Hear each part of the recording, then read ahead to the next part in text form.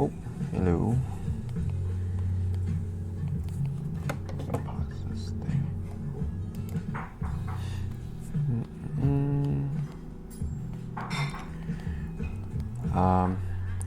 So working on a little project here for an old customer who bought this little bunny bot 3 years ago, I think. Maybe, wait, no. That was 5 years ago. The first version of this bunny bot. And he did this really cool paint job on it. Let me show you guys what it looked like. He called it Atomic Playboy.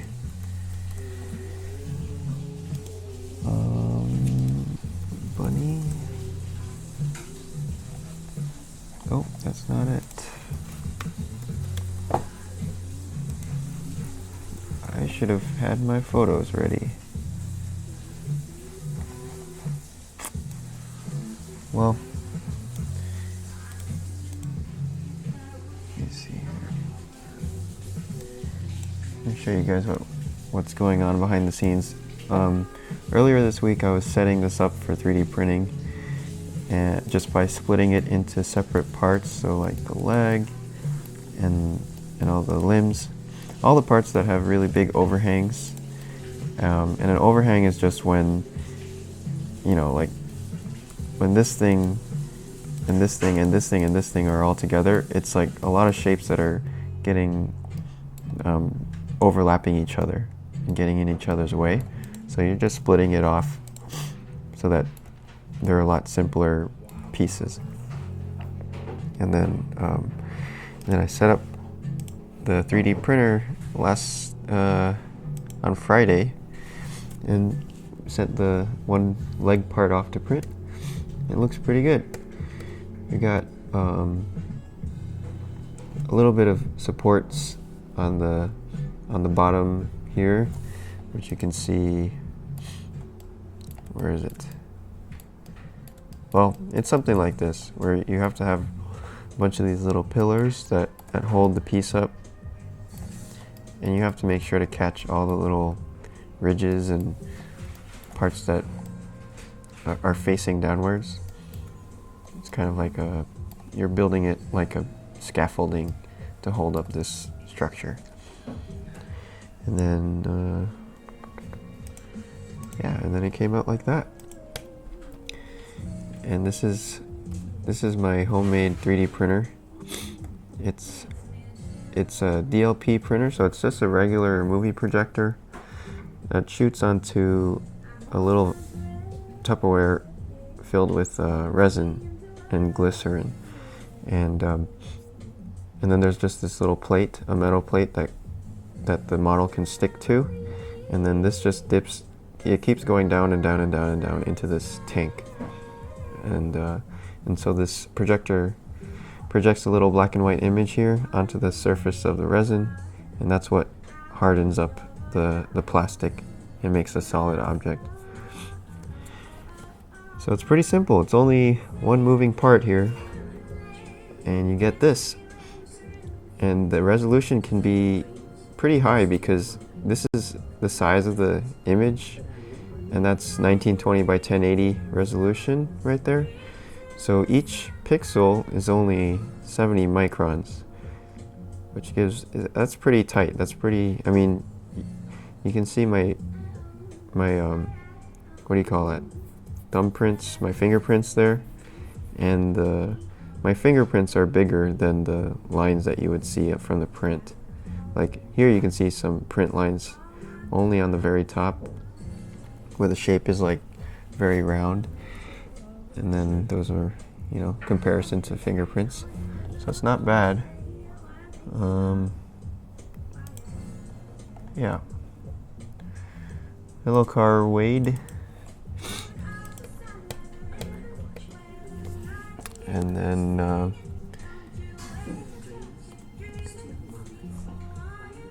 yeah, so that's the idea.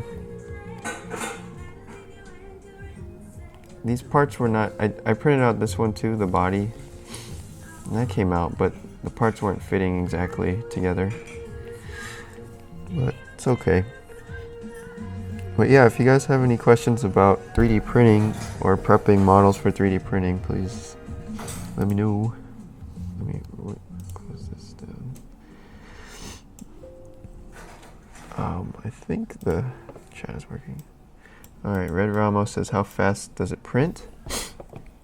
Well, each layer takes about 2.5 seconds to cure, and then the platform dips down and back up. So that takes about, I don't know, 5 seconds. So maybe 7 seconds per layer. Each layer is about 70 microns. So that means, what that basically means is, like, for this piece here that I was just showing, this piece takes about, I think this was 2 hours to print. But the special thing about these types of DLP printers is that it doesn't matter how much stuff you have on the plate.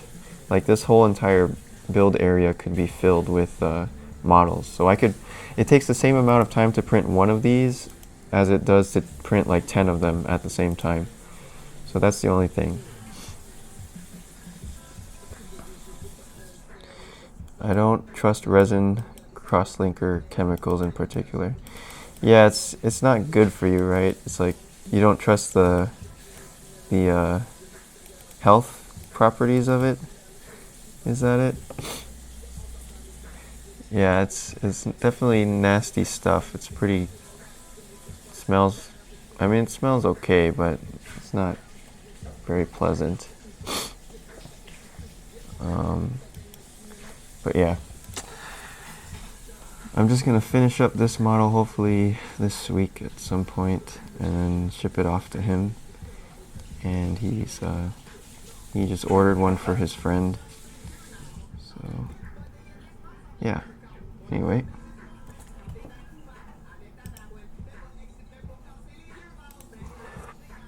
But aside from that, I think maybe I'll just get back to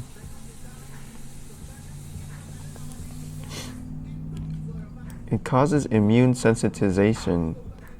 Interesting. So does it actually cause allergies? Because I noticed that today I'm a little bit sniffly. I feel like I have a little bit of allergies. And I was messing with this stuff yesterday. So does it like aggravates allergies? Is that what those chemicals do?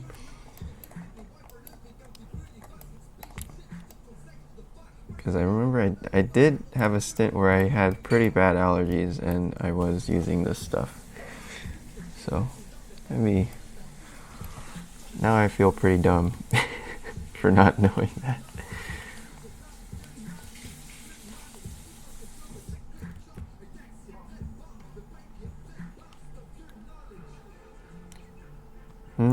Interesting. Do you work in chemicals, and are you pretty into the plastics and stuff?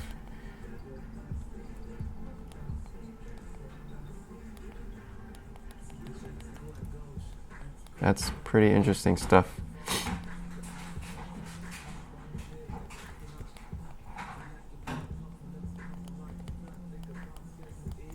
Yeah, so you're smart. You actually did research, and I didn't.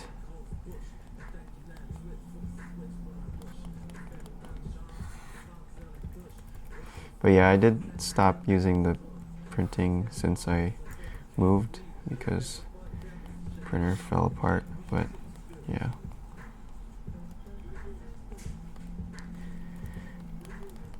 I'm just gonna do this one favor, and I think that's it for me. Printing is kind of it's an art form, and it's also a lot of mess. You need you should probably do that in a shop.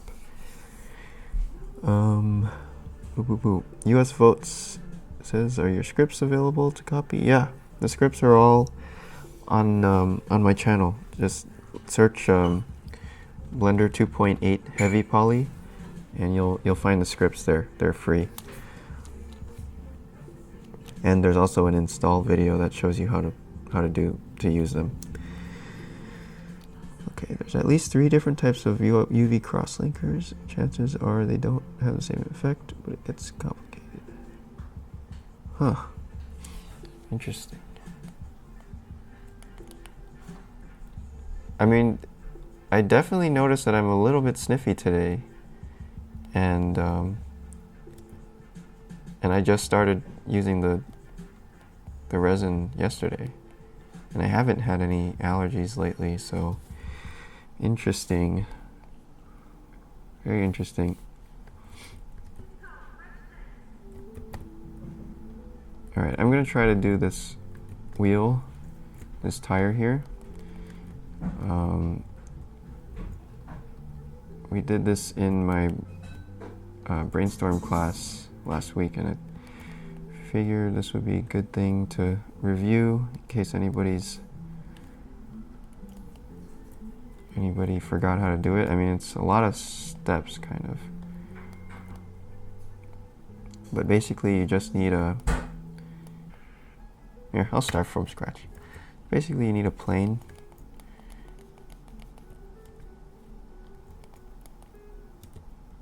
And make it about the width of what the tire is supposed to be.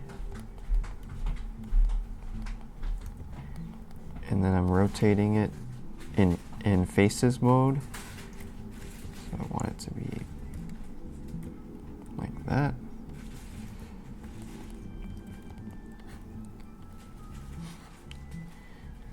Okay. And then I can make a pattern. So any pattern really.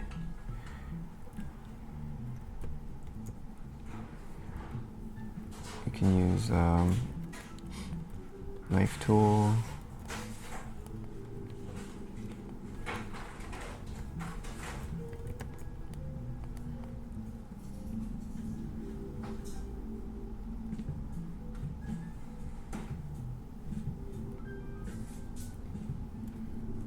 Okay, I think I need a thicker piece here.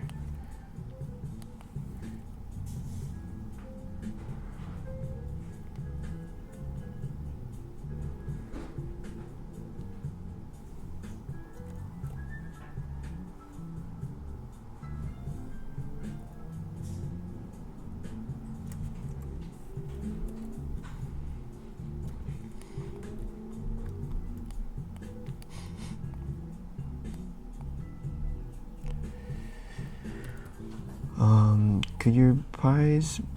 Oh, okay. There's... Yeah, no problem, US Votes. Cena says there's 2 types of resins, acrylic and PU. And chances are a really safe resin can actually be made, but it will be mechanically weak. Yeah, that's the trouble.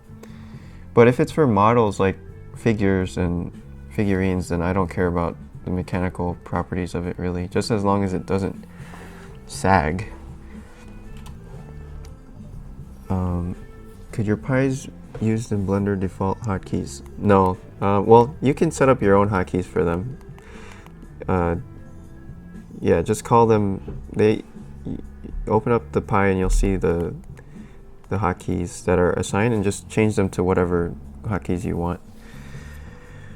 I really wanted a DLP printer, but I'm a bit too scared still. I do have a FDM one. Yeah, I mean, that's valid. I mean, I would say I've spent a lot of time messing with my printer.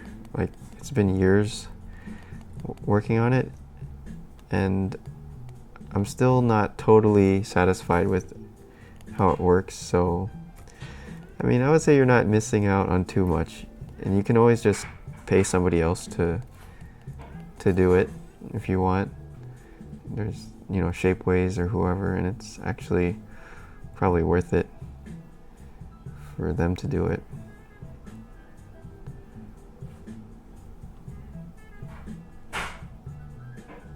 And things are getting a lot cheaper. I've been seeing a lot more Chinese ones lately.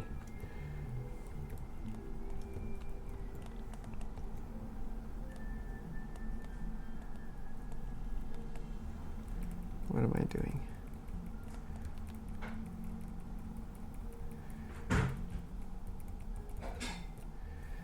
Sorry, this is a horrible demo. Let's see. What about like this? Let's go like this.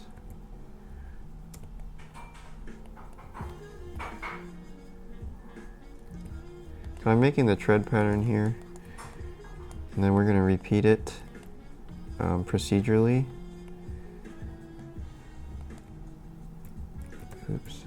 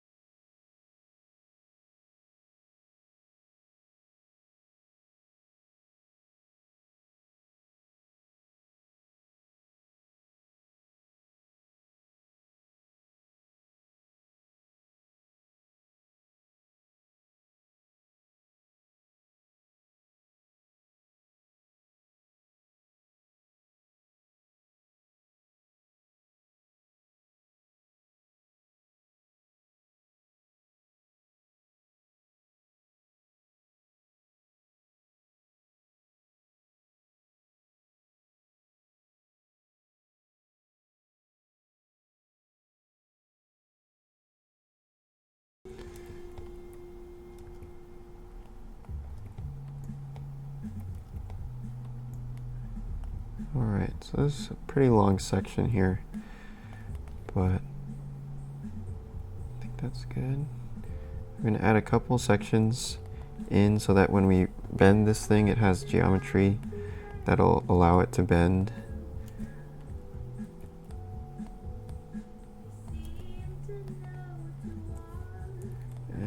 try to straighten this out a little bit and make it cleaner.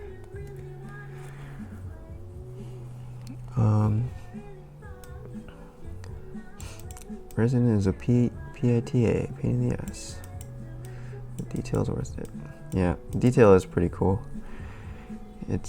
I'm still pretty impressed by like how sharp these things can be. Grandpa had a tractor. That's cool. Is this the new version of Blender? I heard they would come up with a new version with a much more improved UI. Yes, this is the new version. This is 2.8. So basically, it allows us to model in this rendered view, which is pretty cool. Hi, Alcatel. Good morning.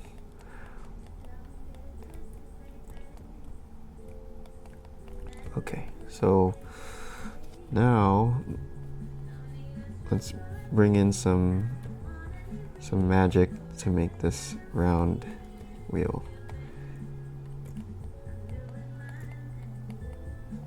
Well, first I need to make it come inwards.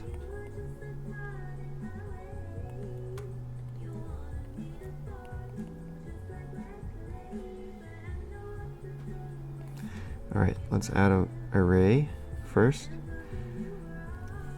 in the Z direction. And that's basically what the array does here. Oops. And I need to make a really long strip here. And then after the array, all we need is a bend. So simple deform, bend. You can see it's already starting to happen. And then we're just going to keep it going all the way to 360. And that's it. And the most awesome part is we can continue to modify even after this is set up. So we can make it exactly how you want it. I'm not going to count each one, but I feel like it's something like this. And then the other cool thing is we can go back into faces mode and continue messing with this. So for example, we want to select flat. And we can grab this other stuff here and bevel.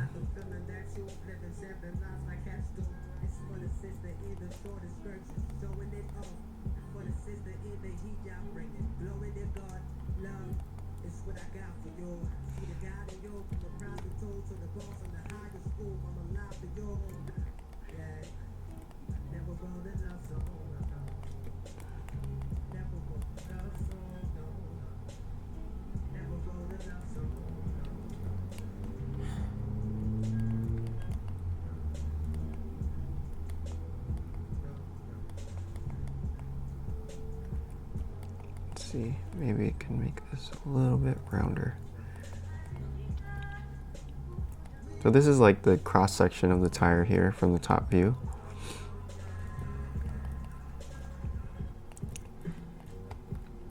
Maybe this here is a little bit too sharp.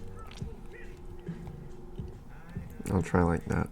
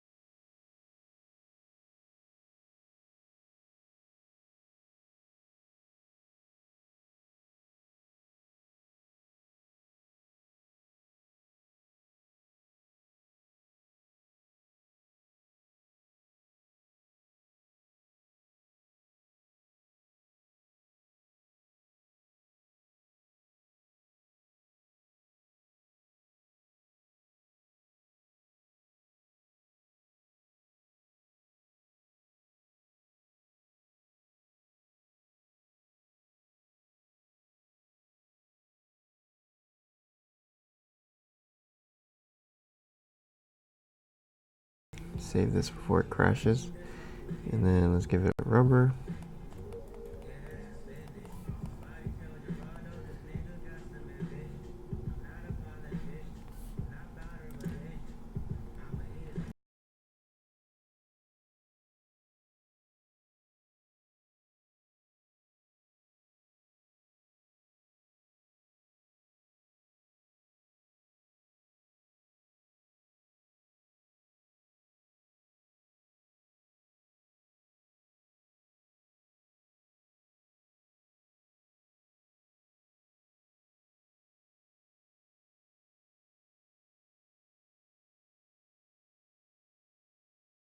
alien stole your modifier.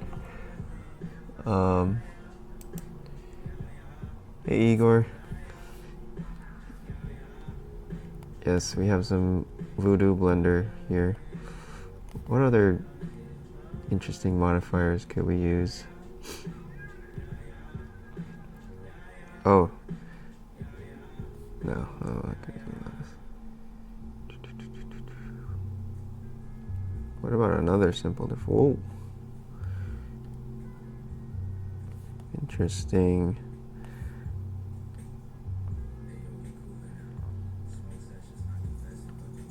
Oh. Ooh.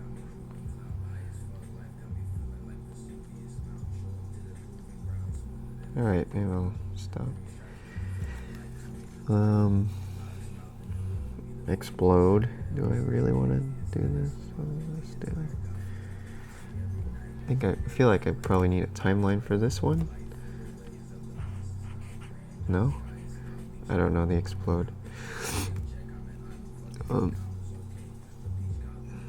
Okay, anyway. I think this is actually kind of wider.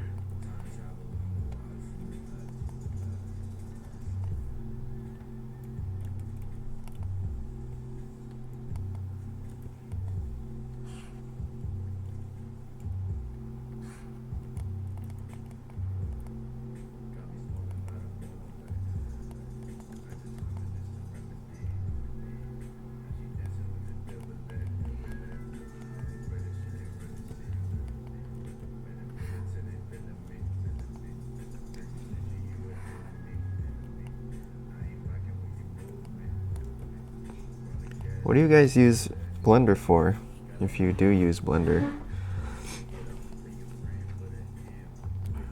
Or if you don't and you want to, what would you use Blender for?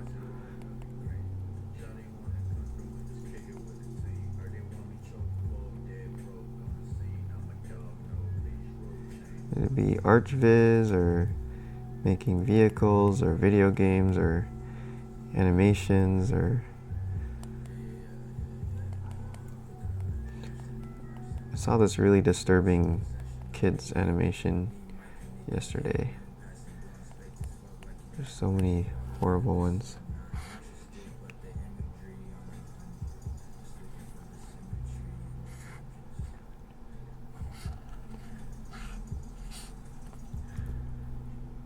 Alright. US Votes wants to do ads. Yeah, it seems like there's a lot of ad work in 3D.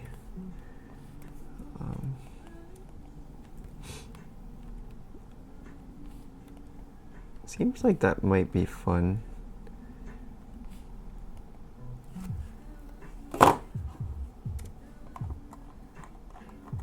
Oh, nice.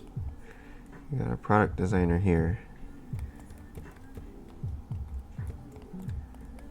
That's what I studied in school too. Famous product design.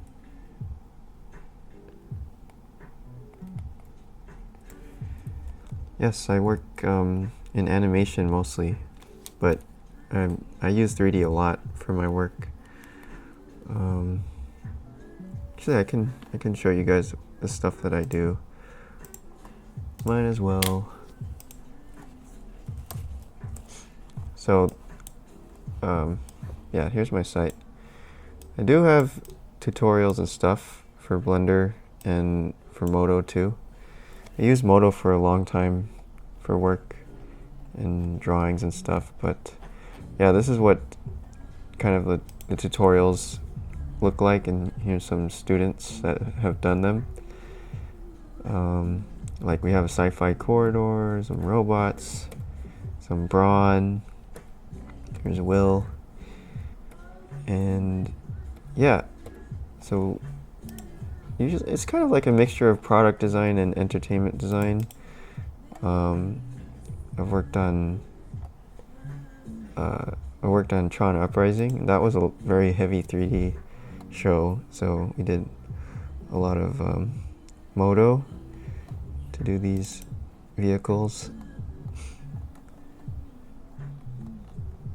But you could do this all in Blender too. Just at the time I didn't really know about Blender, so I wasn't using it.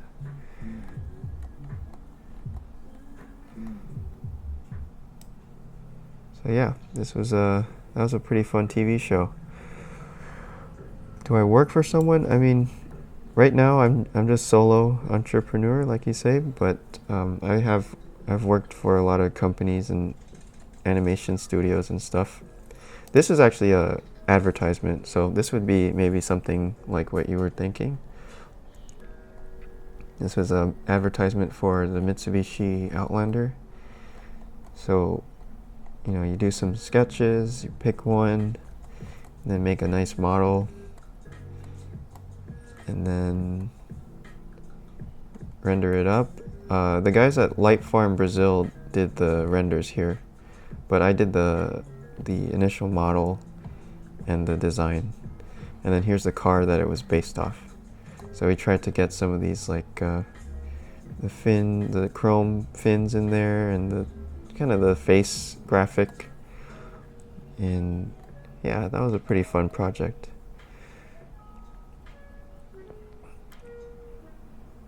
And this was rendered in, I think they used Octane, but I don't know.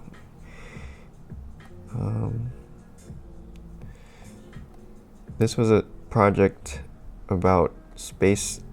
This was a space junk project, actually. I did this in school. So I was in design school in Detroit.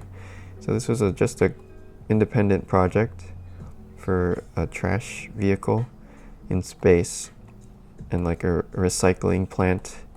Just kind of imagining what it might be like, and it's sort of more like a entertainment style project. And then yeah, this is CCS. Are you a CCS guy, Brad? Yeah, so this was my school project, and then after the project, I don't know, it got on the internet somehow on an article, and then these people for this IMAX, these people were doing this IMAX movie about space junk, and then they contacted me, and they put this vehicle in their IMAX movie, so that was cool.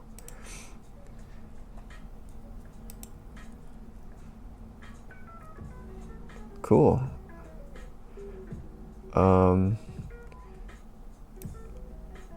Oh, thanks for the kind words, US Votes. Yeah, it's just doing it every day, I guess. I don't know. Alright, so Brad was a CCS alum. Awesome. And you did traditional animation. Wow, okay, that's pretty cool. It's really hard to find traditional anime. I mean, I don't even know if who has traditional animation right now. Like Goblin, and I don't know any. Maybe CalArts has traditional animation. That's cool. Use T4D for MoGraph and VFX for live action. Couple years. I always like the idea of Blender. Yeah, man, you should definitely at least give it a look. It's pretty awesome.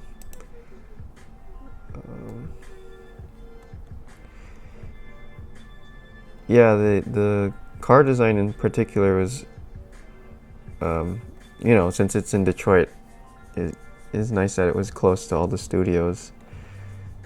So yeah, this is another project done in Modo. But again, all this stuff you can equally do in Blender. If I were to do it again now, I would probably do it in Blender.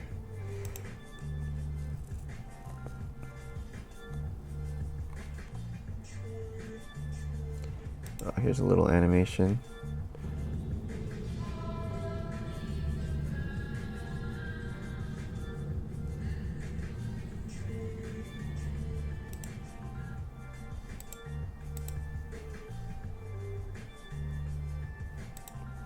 What is this?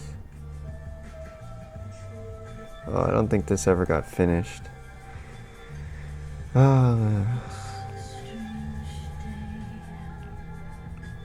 Do I pay for my textures? I don't really use that many textures.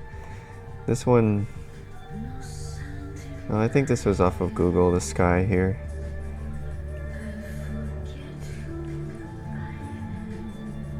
And all the brushed metal on the aircraft is actually hand painted. So like everything in here, because it has to be hand painted because you know all the panel lines, it follows all the panels. Let me see if I can find it better. Yeah, all the textures follow the panels, so it's all custom and fitting with what's the shapes are doing. So you can't really buy a texture for that.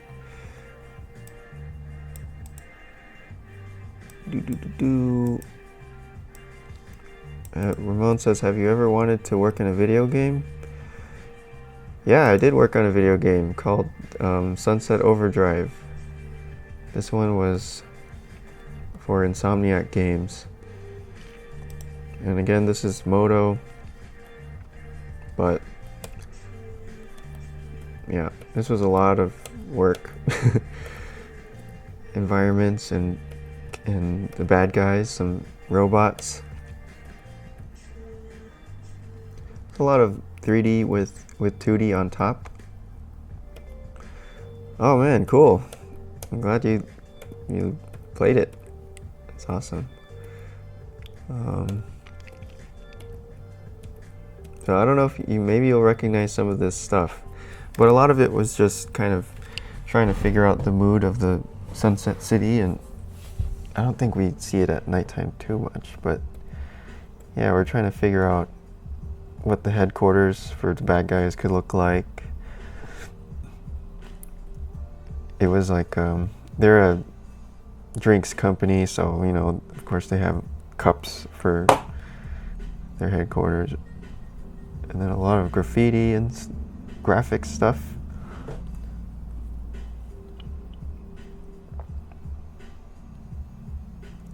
Some floaties.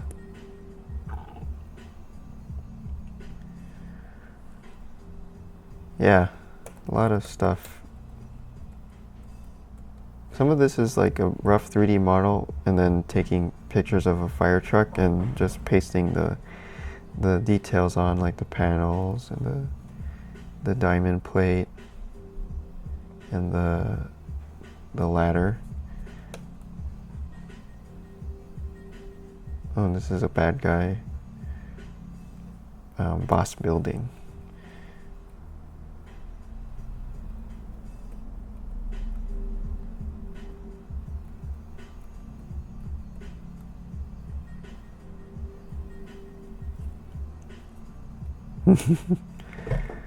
Thanks, man. Yeah, 2018 is cool. We can do things. Oh, they even made some props too for the marketing. That was cool. Anyway, let me get back to this.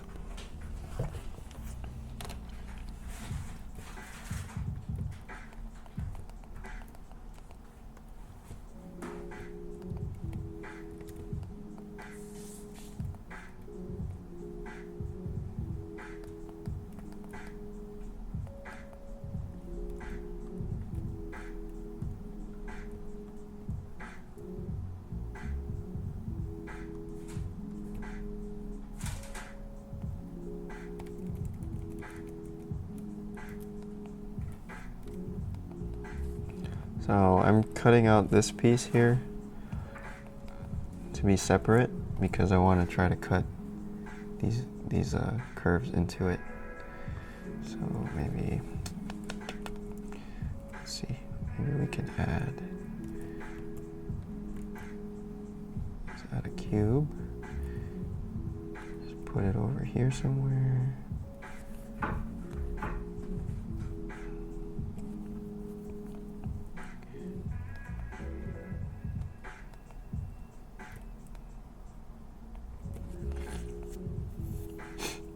Alright, and then we have to duplicate this a couple times. I wonder if we could do that with an array. Can we rotate?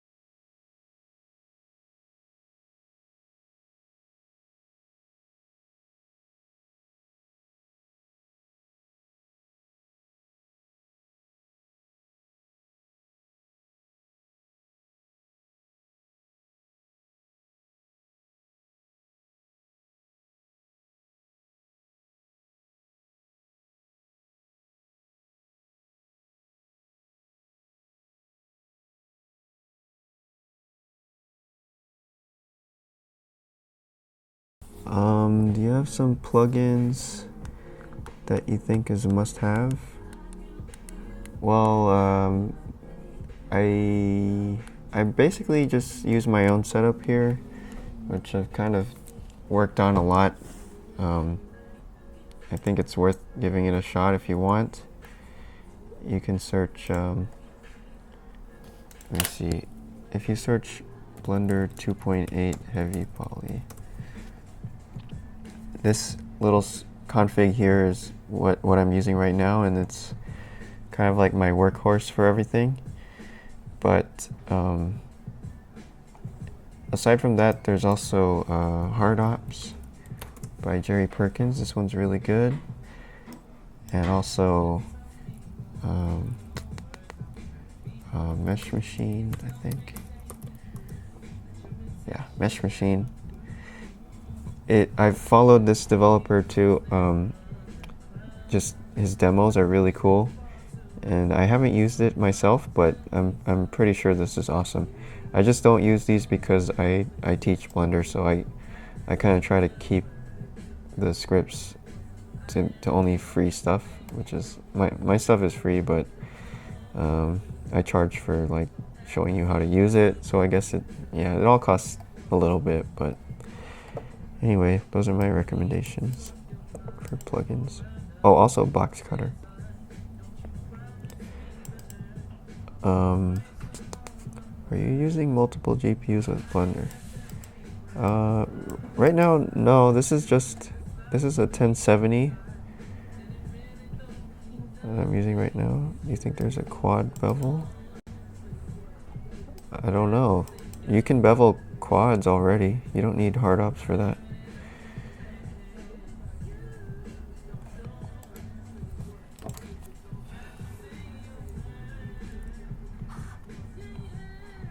I don't understand what you mean beveling like this? That's creating quads.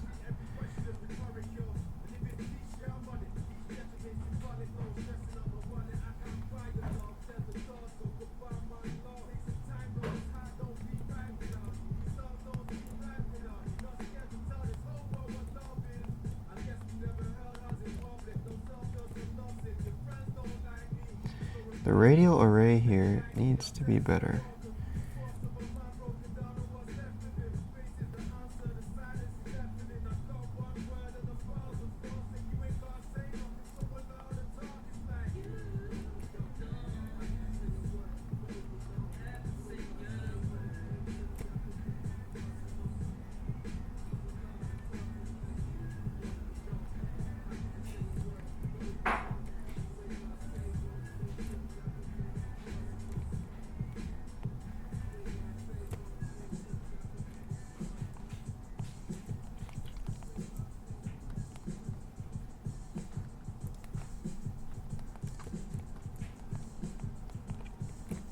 Alright, let me try to subtract this. Here we go. Cool thing is we have a live subtract here, which means we can move this around and change the shape of that cut.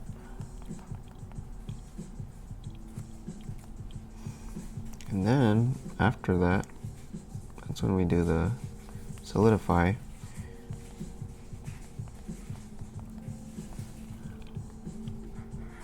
We can make it thicker after.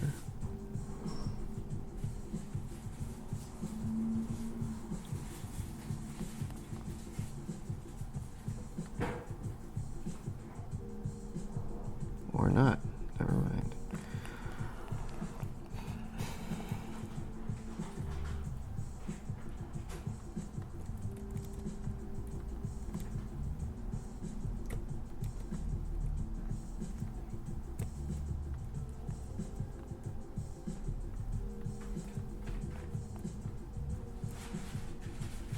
We don't need it to be that high res.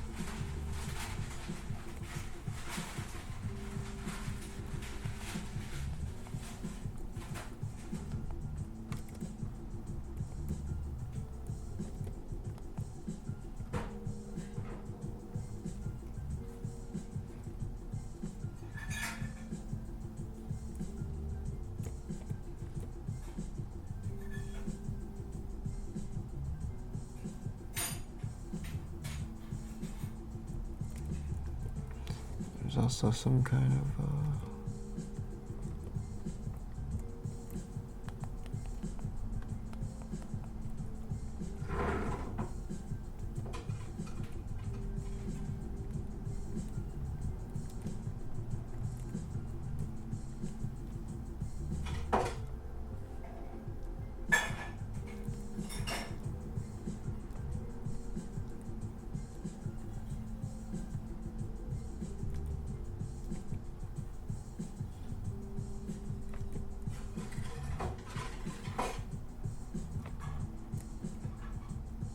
something like that.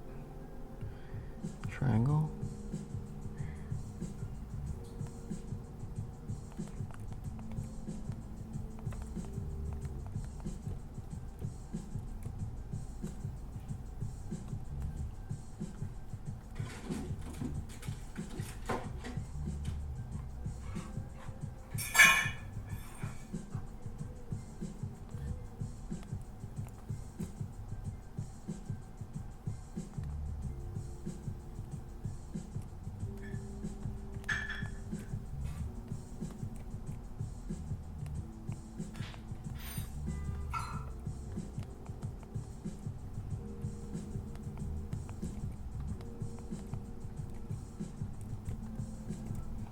Tires, I always like to dig it in a little bit.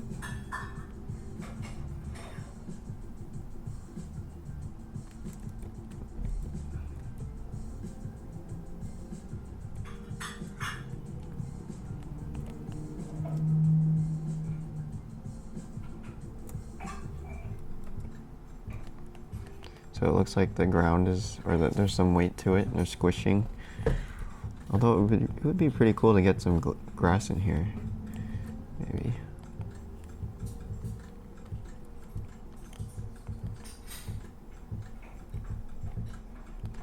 And this is the radiance volume, which lets you have some baked GI. So if we go Z and then bake lighting, not much difference.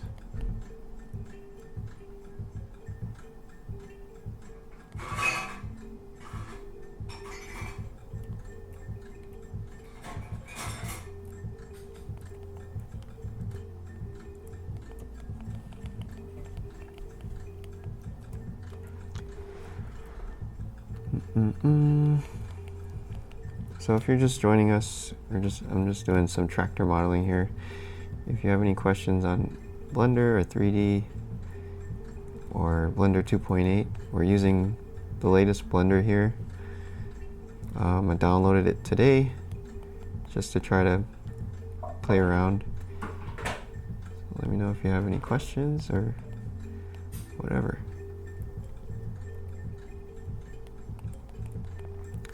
How much do I charge for freelance work? I honestly don't do much freelance work lately. I'm trying to find other ways to make money, but yeah. But you should definitely kind of whatever you would be charging for your regular rate at a company, you should almost double it for freelance because especially if you're in the US, the taxes for freelancing is pretty brutal. So you should be doubling it just to like keep up with your old rate.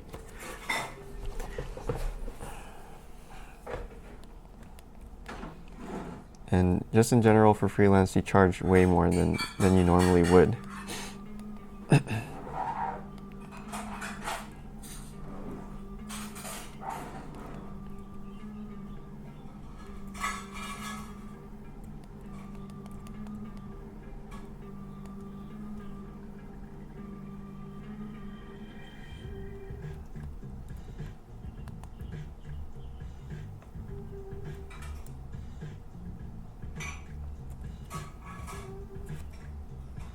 What's 360 divided by 5?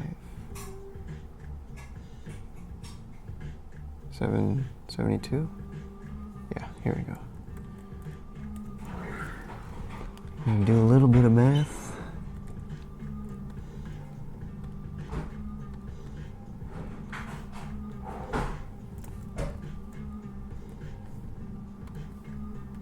Get rid of the cutters on that one.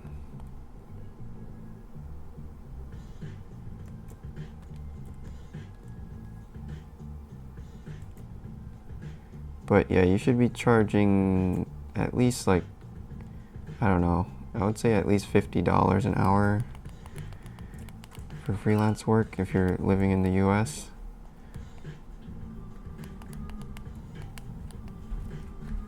And I've heard all the way up to like, I don't know.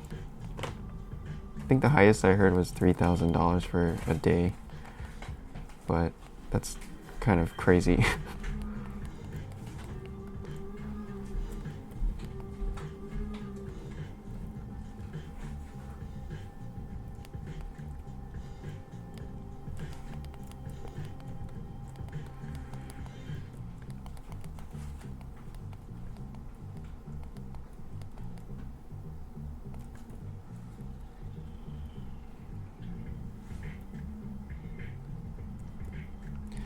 Am I planning more tutorials for 2.8? Yes, definitely. I'm just, that's kind of why I'm doing this testing stuff right now, and I've been transferring over all the scripts and stuff from 2.79, so I think it's almost there, it's almost ready. I'm just waiting for things to settle down a little bit, because there's still a lot of changes happening in 2.8. So as soon as I feel like it's sort of leveled off and becomes semi-stable, then I'll start to do some, more finished tutorials.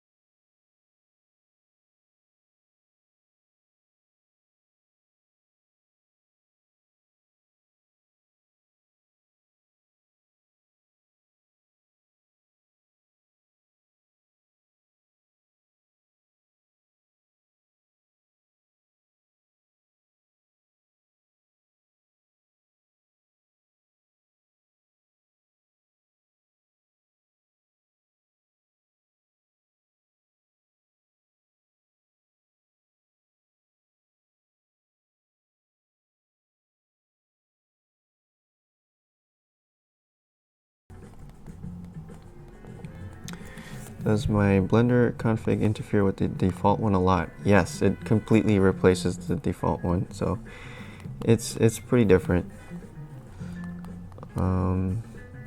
Igor, does Blender have procedural materials? Yeah, it does. For example, let's try to do one on the tire here. So we could get, let's try putting something onto the color. Maybe we can try to do like a dirt on the color.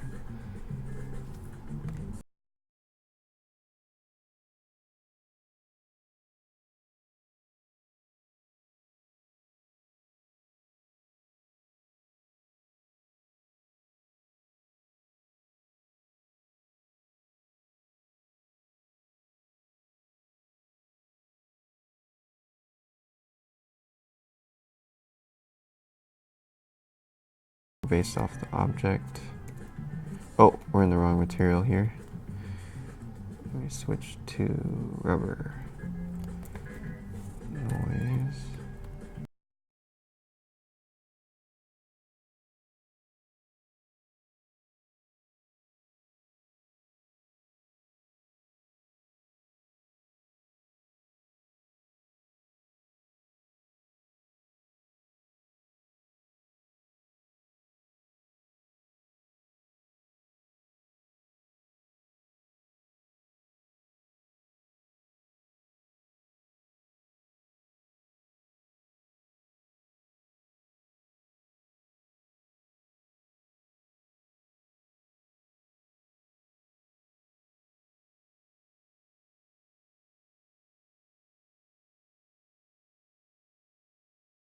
You mean like picking all of these materials like this? Select similar material. This is that's a standard function, but I put it into a hotkey or into a pie menu, so that just means that you can access it very easily. This is in my selection pie, because usually you would have to press Shift G, I think, to get there.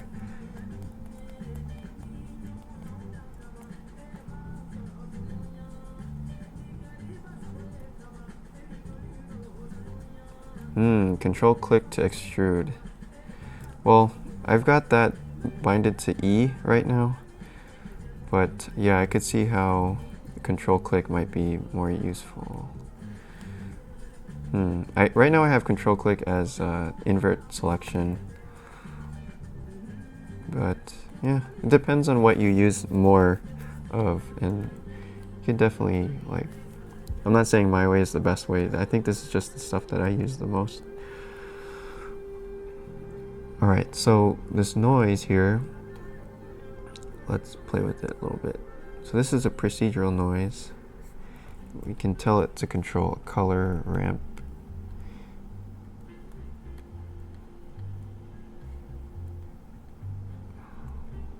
We can tell it to like mix between gray and black or something, or yellow and black.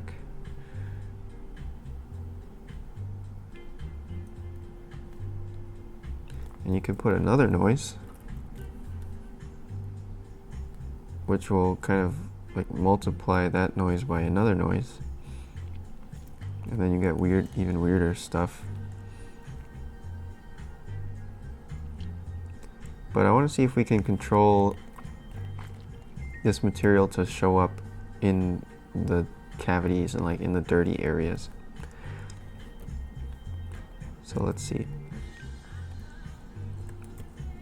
Input, what would it be? Not tangent, would it?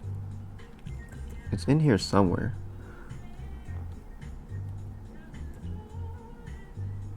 Bevel?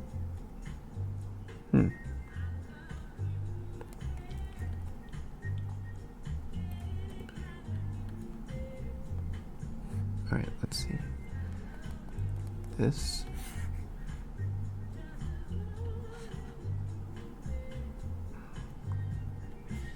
Let's put a mix here. And this way we can see really easily what's going on. If we have like a red one, so a red material and a black material, and we're going to mix them using the bevel. Interesting. Okay, that's starting to look like something. I'm not sure exactly what this is controlling here.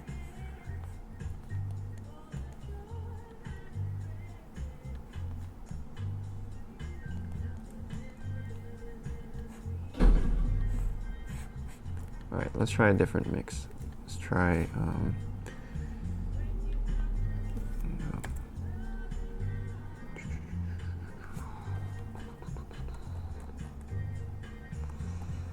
I forgot.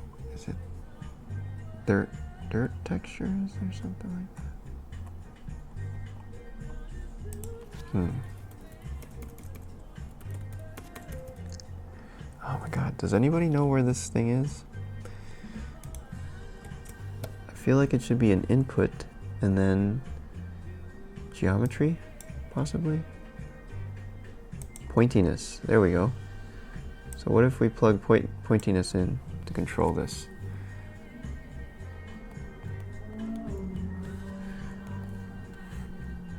No. Well, the other thing is also that some of these things are not supported in EEVEE yet, so it might not be having it yet.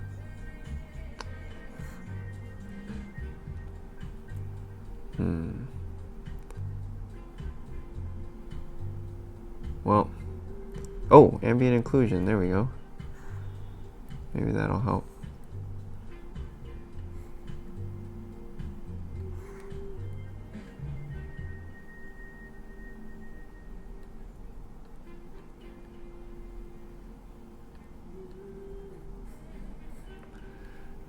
I should probably practice this stuff before I try to do it.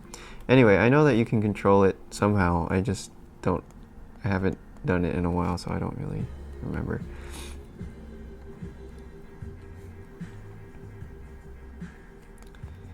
Let me get back to here.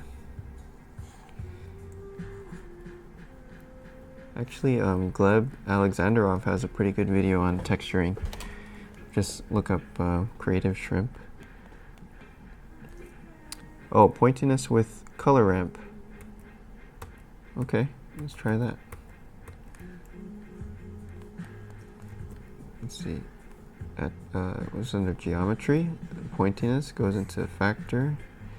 And let's add a color ramp here.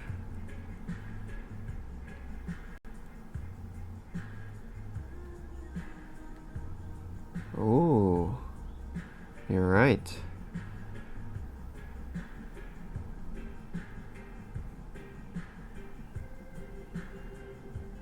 I feel like the teeth should be pretty pointy compared to the tire, right?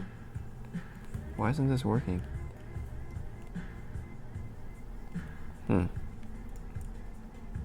Is it a EEVEE thing? Maybe I'm gonna try switching to cycles to see if this works. Oh yeah, here we go. So it's working in cycles here. You can see the pointiness effect. Yeah, there it is. That's the problem. So this is just not supported in EEVEE yet, but I'm sure it will be at some point. But that's cool. So using that mix, then we could plug in two different shaders. Like, you have one that's really rough and dirty,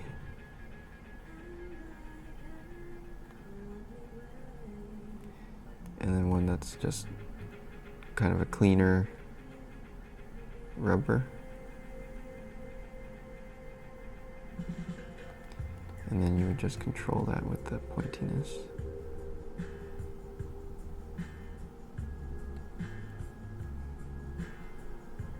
Well, that makes me think if maybe the bevel... Oh, you know what else is wrong? These need to be connected to the mesh. They're separate right now. So let me try combining these in. That'll probably help. Let me save this first. There we go. Now that these are added in, I think we should have a better chance. I'll probably bevel these a little bit.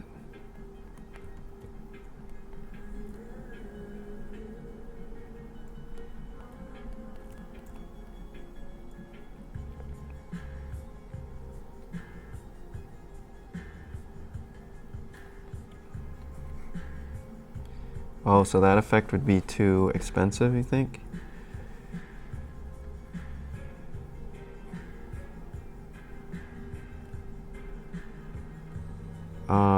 For cycles, I'm using 2 GPUs and the processor, so it's a lot of 980 Ti, a 1070, and the 4930K.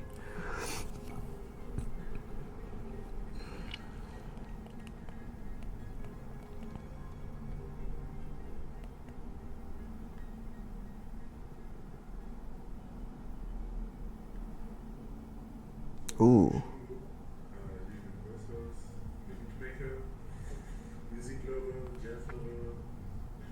There we go. Something like that, right? Oh, and it works for these guys too.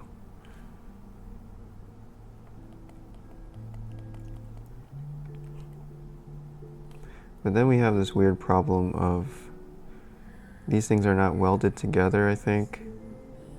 So it's causing a weird look there. I wish there was a weld modifier. Do you guys know if there's a weld modifier or some way that I can connect these? Maybe I'm missing an option in here. Merge, that's what I'm missing. There it is. There it is. Perfect. That fixes that that welding issue. Maybe I need soft shading on here. Let's try weighted normal. Does that help?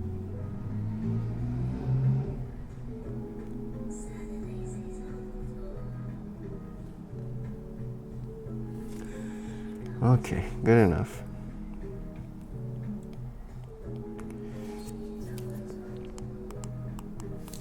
Yeah, right, save. It's difficult to say, but you can't also increase varying pass-through from VS to PS, definitely.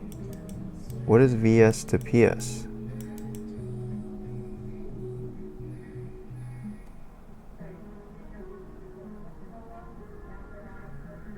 Hey, how long did it take to script my own menus? I spent I'm still working on it, so it's been probably like 2 years worth of working on this setup, but you can make a menu really quickly. Just search Python, and maybe like if you're brand new to programming and you've never done any Python, then maybe it'll take you like a couple days to figure it out.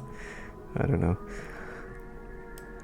When you keep adding things, you end up running into a limit, so I expect EEVEE scope to be limited closer to the standard game engine, vertex shader and pixel shaders. Okay, that makes sense. Yeah, that's true, because procedural stuff is gonna be like a constant overhead, which kind of sucks. But actually, I don't know what I'm talking about. I'm not a programmer, so I'll shut up. Oops. But EEVEE looks pretty good just by itself.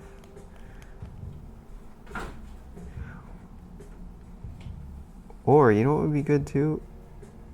It could even be like, can you select verts by pointiness? Let's see. Select similar. Normal? No.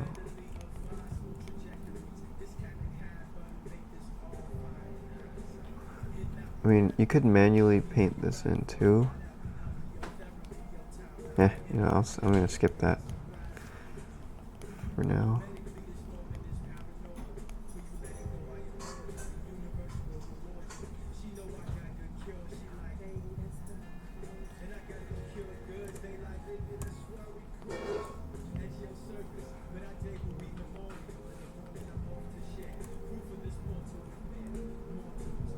I wonder if this, do you think this rubber would have subsurface in it?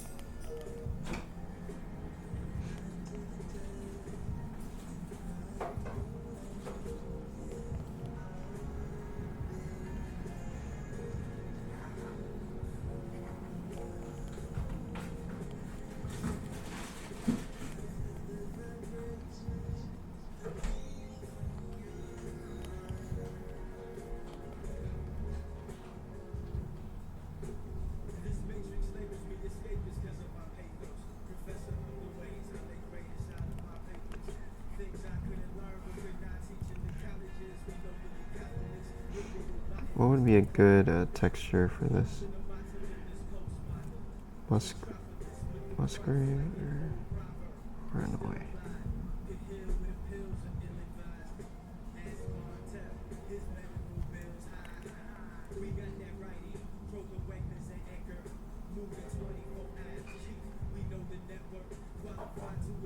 That looks pretty weird. Jeez. Oh, thanks, Top Channel.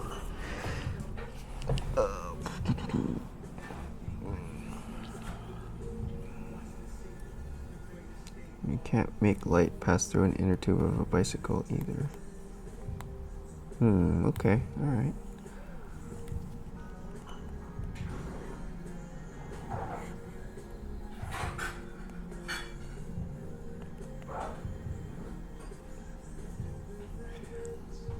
Sienna's got some technical know-how.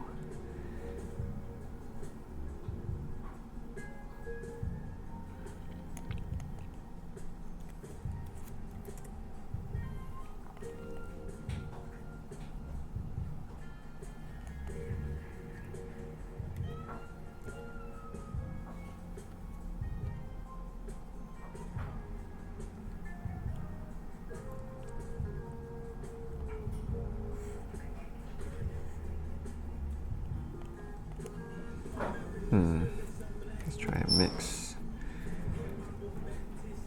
Oops. Let's try RGB mix.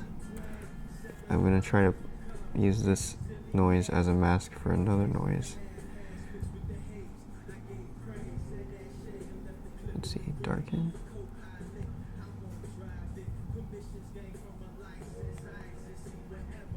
It's taking a little while to compile now because there's a couple different noises going on.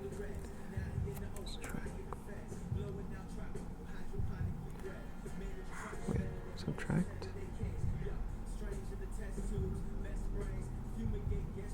What would that be? Multiply? Maybe it's multiply.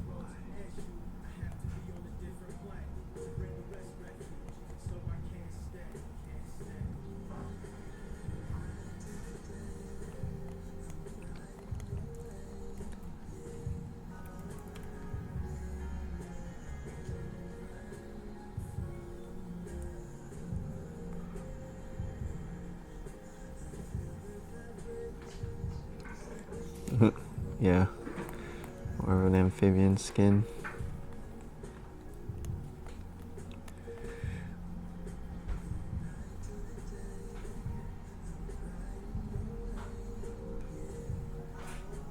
Yeah, it looks pretty dopey. Okay, I'm gonna stick to just regular color for now.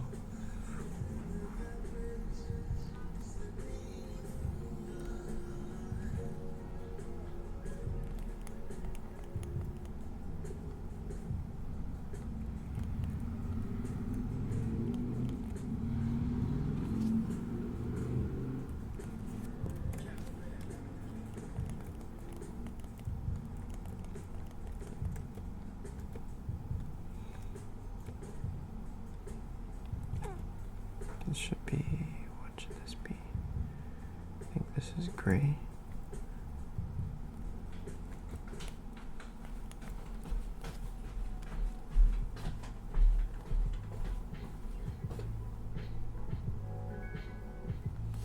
A little bit more color. It's yellow.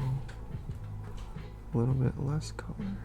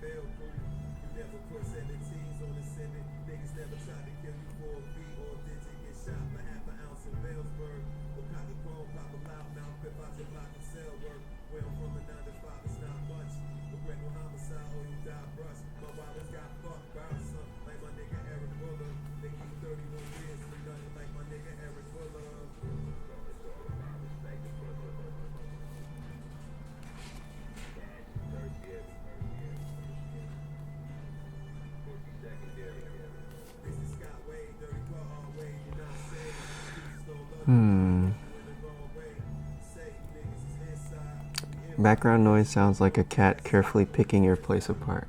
Oh, that's just Michelle.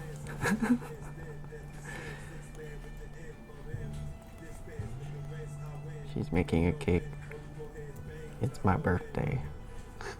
This is a birthday stream, guys.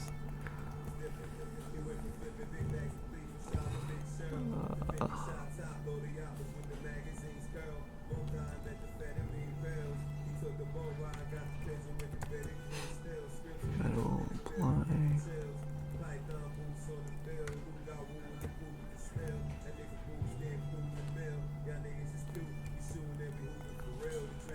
Oh, thank you.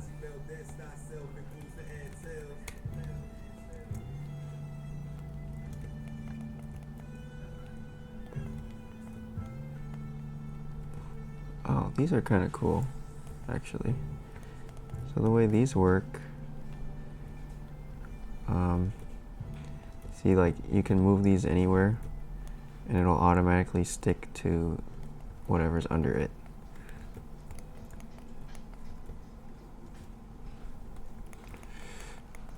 Haha, grandfather had a Landini. That's awesome.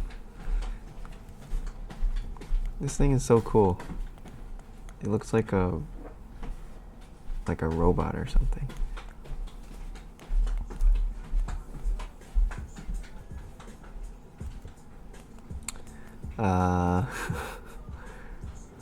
I don't think there's any tractor ingredients in the cake, but that would be funny.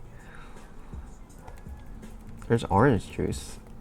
I don't know what kind of cake it is. I'm excited.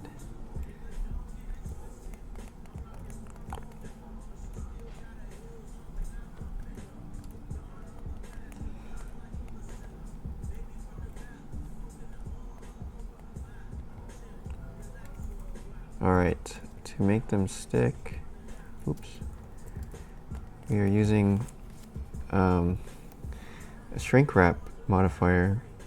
With the shrink wrap modifier, you can tell it which verts. So I told it to put all of these verts here and only affect these ones, and to push them down on the z-axis until they hit this target, which is this mesh here. I should probably rename this to be like fuel tank.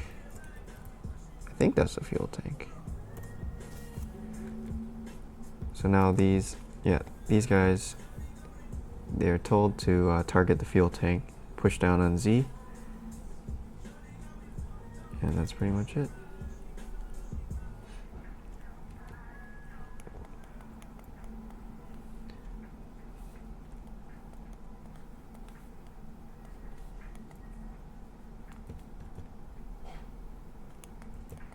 So the cool thing about this is you can just keep making them.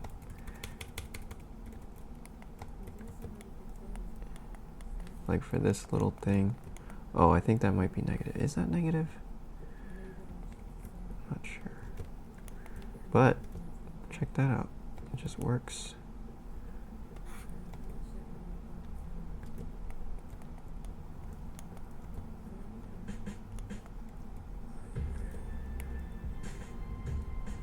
Yeah. Oh yeah, and there's also a bevel on this too, I think. Is there a bevel? I thought there was a bevel. Oh yeah, there's a bevel. So this edge right here, after the shrink wrap, then it applies a bevel to only this ring that's blue. And then so if I change the segments here, it'll,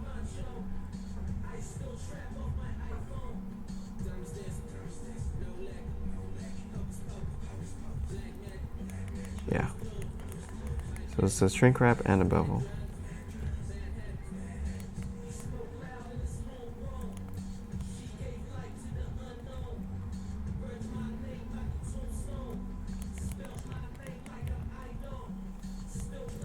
So we can do that with this one too.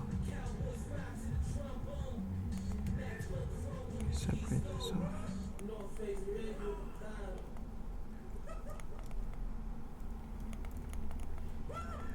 But actually this is the only one that's going from the front, so I might just do this manually so I don't have to set up all these vertex groups and stuff. So in this case, I'll just scale that out a little bit, grab all of these, go to front view, hide everything else, and let's turn on snapping right here. Okay. And then just move. And now, you can't see it, but it's buried here onto the surface. And I'm going to unhide it, everything. And that gives us this nice edge here, which you can use to bevel. Now you get the nice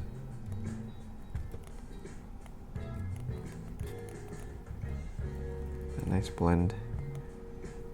Not perfect, but it's a lot. It's a good like temporary blend. And I wish they were a little bit wider.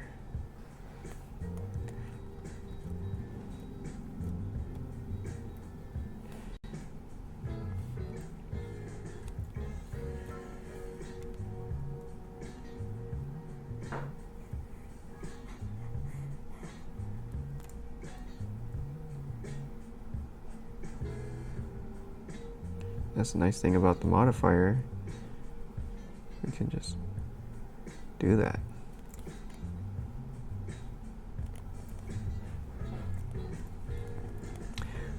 Looks like this is actually an opening and then the can sticks out, so it's probably not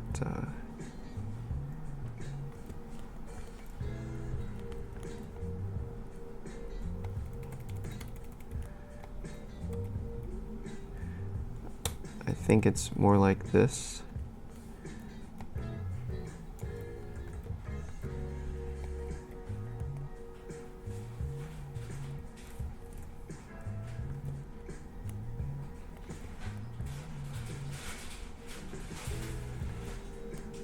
Why is that doing that?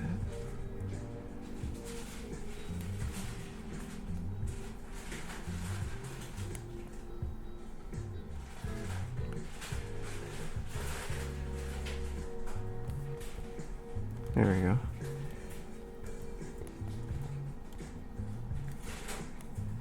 So it's like that.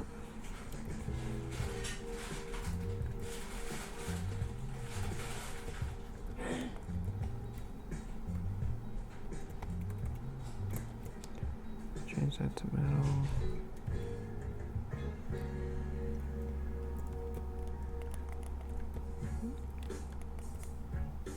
So it's more like that. Thanks, Igor. Thanks, US votes. Thanks, Alcatel.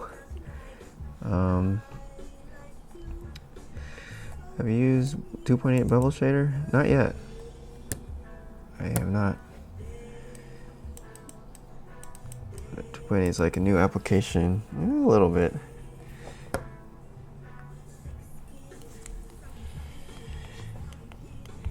Yeah, it does have a lot of lids. Maybe Noki can explain it. Noki's grandpa had one.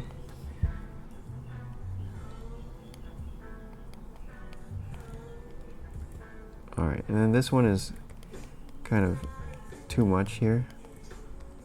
So I'm gonna separate this with P. That way I can control the width of this one individually. Like that. Clamp it.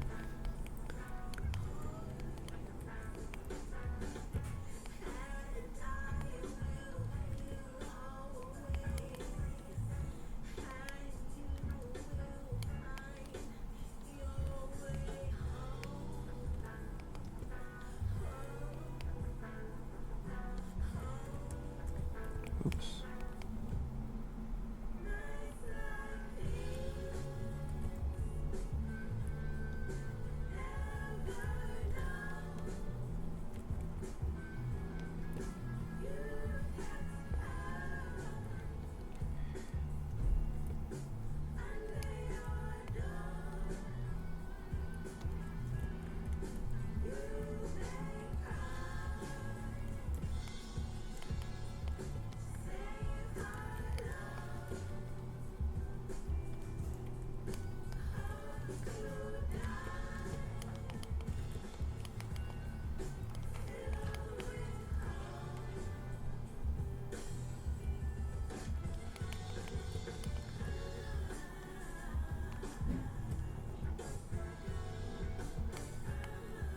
And then this is just a quick and dirty way to do some cuts here.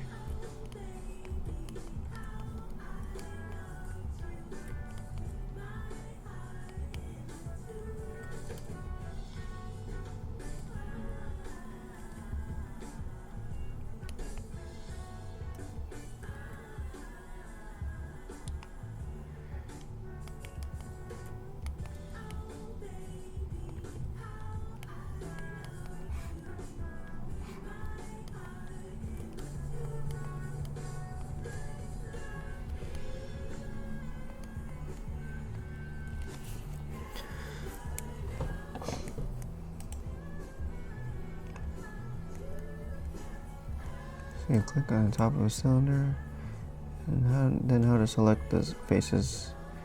You do it again and again, all the way through the shape.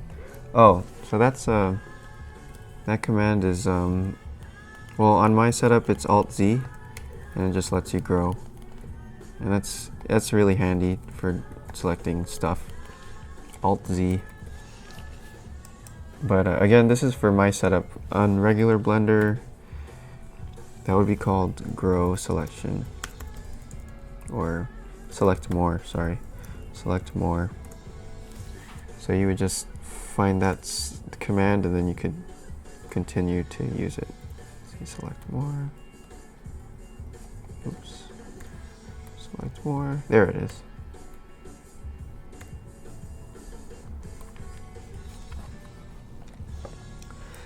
Noki says, you know the story of Lamborghini starting off building humble tractors in Italy, able to buy the most premier sports car, Ferrari. Yep. Even after spending so much money on the Ferrari, he's disappointed that the car was always broken. So he approached Enzo to complain about the issue. Ferrari ignored him. So he decided to start his own car company just to spite Ferrari. It's so good. It's beautiful. Yeah, man. I wish more people would do that. Instead of complaining to the Blender Foundation, you learn how to program and do it yourself, which is what I've been trying to do. I'm trying to do Python and like fix all the little stupid UI gripes that I have, and just do that on my own. And if anybody else likes it, then they can use it too. But I don't want to just wait around and wait for somebody else to fix the problem. I'm trying to learn how to do it myself, which is kind of cool because Blender kind of encourages that. Like, you can see the source code and you can go in there and fiddle with it, and you can learn Python and start to make your own scripts. And that's kind of half the fun for me, is like learning how to do all this stuff. It's kind of cool.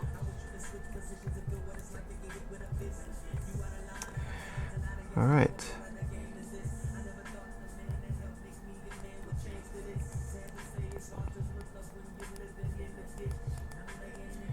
Oh man, that's good to hear, US votes. This is, that's definitely an essential function there. It's pretty much impossible to work without it.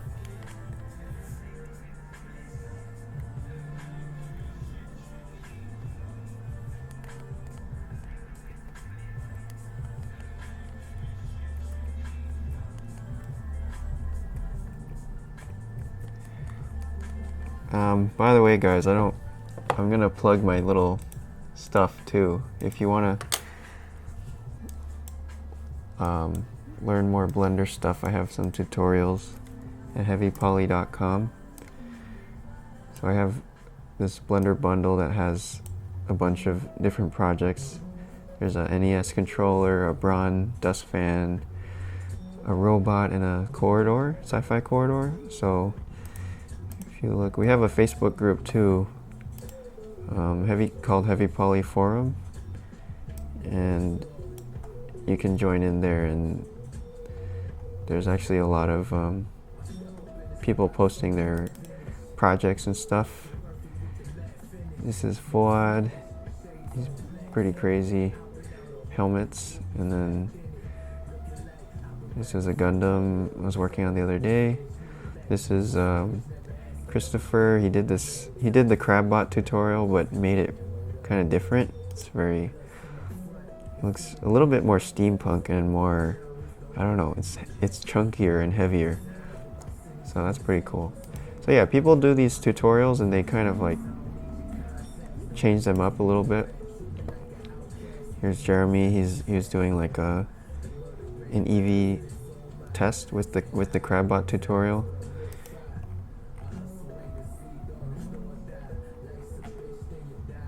And then yeah, and then people post their projects. Sometimes they're having trouble with lighting or doing a corridor.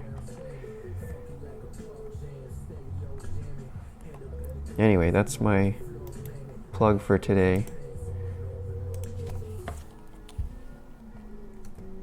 But yeah, I'm still testing out 2.8. I'm definitely going to be doing some 2.8 videos, more in-depth 2.8 videos in the future. But for now, it's just testing.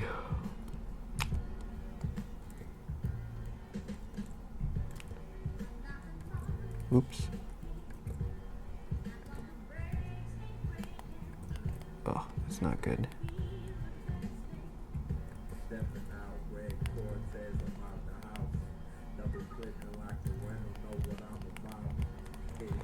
Anyway, man, this tractor is taking longer than I thought it would. A lot of little details in here.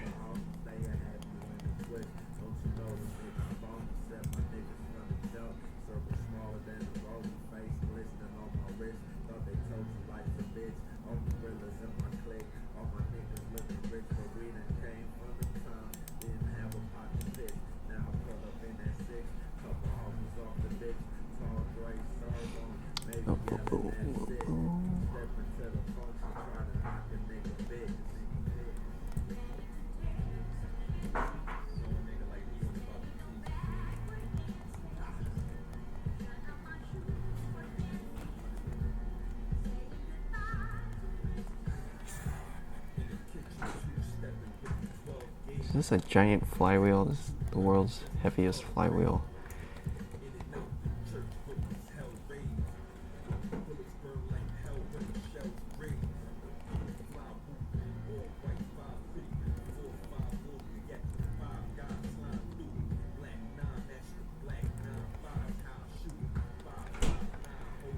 Oh yeah, this freaking thing. I still need to do the seat and figure that out. Anyway, all right, guys. I think I'm a little bit pooped from talking. I usually don't talk this much, but anyway, thanks for joining in, guys. I hope you got something out of this stream, and I'll probably be doing some more modeling tomorrow. But okay, I'll see you next time. Bye-bye.